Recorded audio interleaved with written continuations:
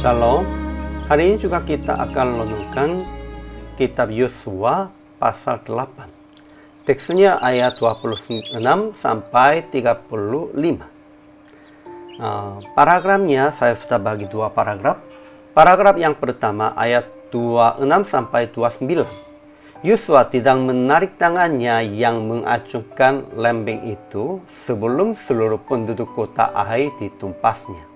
Akhirnya kota Ai menjadi timbuhan puing untuk selama-lamanya dan tewas jumlah semua orang Ai.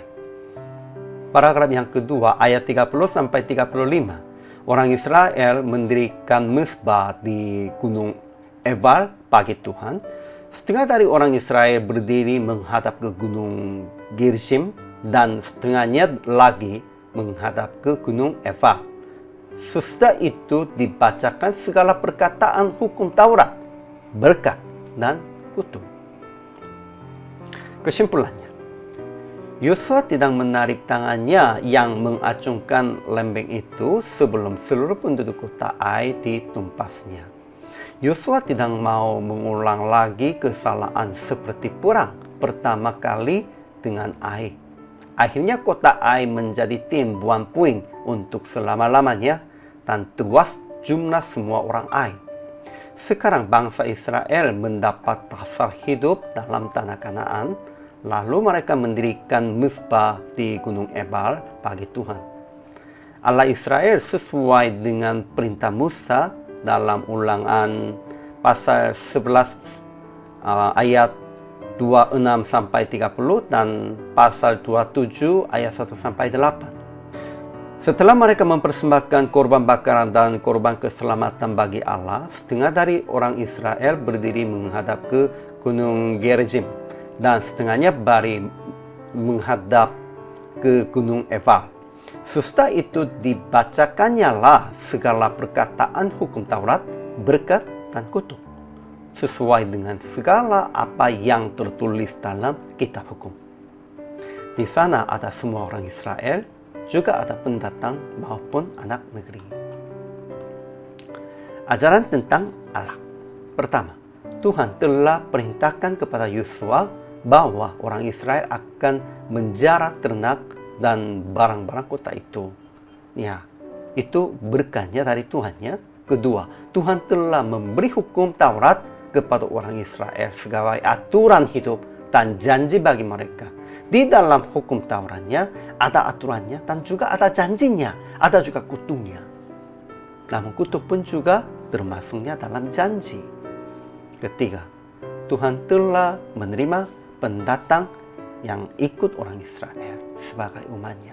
Ya, pendatang pun ya mereka juga sudah jadi umat Israel. Lebih spesifiknya bukan umat Israelnya, umat Allah. Ajaran bagi kita. Pertama, Yosua tidak menarik tangannya yang mengacungkannya lembing itu sebelum seluruh penduduk kota Ai ditumpasnya, sama seperti Musa di dalam kitab Keluaran pasal 17. Pada waktu itu juga Musa juga tidak menarik tangannya sampai mereka menang di dalam perang dengan Asyurnya. Itu sangat penting. Kedua, kota Ai menjadi timbuhan puing untuk selama-lamanya dan tewas jumlah semua orang Ai oleh tangan orang Israel di dalam rancangan Tuhan. Ya, tangannya orang Israel, namun dalam rancangan Tuhannya. Ketiga, orang Israel mendirikan mezbah di Gunung Ebal bagi Tuhan dan mempersembahkan korban bakaran dan korban keselamatan bagi Allah sesuai dengan perintah Musa dalam Ulangan pasal 11 dan pasal 27. Keempat, setengah dari orang Israel berdiri menghadap ke Gunung Gerizim dan setengahnya lagi menghadap ke Gunung Ebal.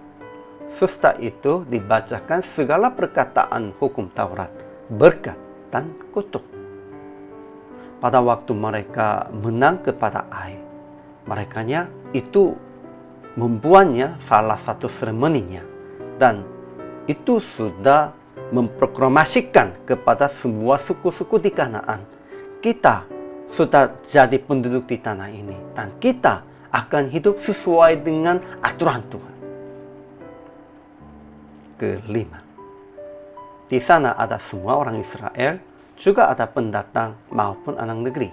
Siapapun yang turut jalan keselamatan Tuhan akan menjadi bangsa yang diberkati. Mereka akan menjadi umat Allah. Aplikasinya, pertama, melakukan sesuai dengan perintah dan teladan pemimpin yang dahulu yang menyertai Tuhan.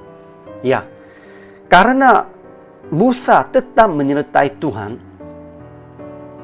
dia menjadi teladan. Dan perintah-perintah dari Musa pun juga mereka harus melakukannya. Kedua, menerima firman sebagai standar dan aturan hidup Anda. Ini penting. Orang Israel menerima hukum Tauratnya semuanya sebagai standar.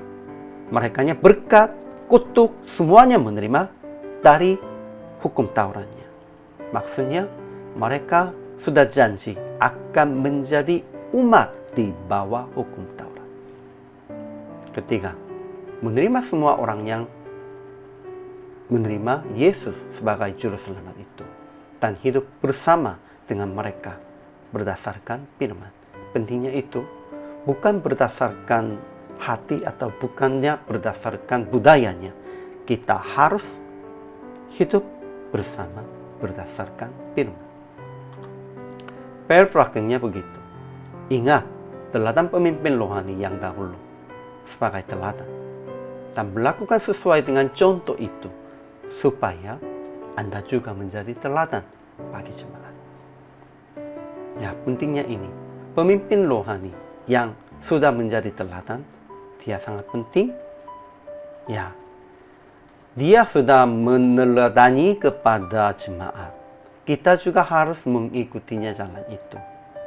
Kalau itu semuanya dari Tuhan.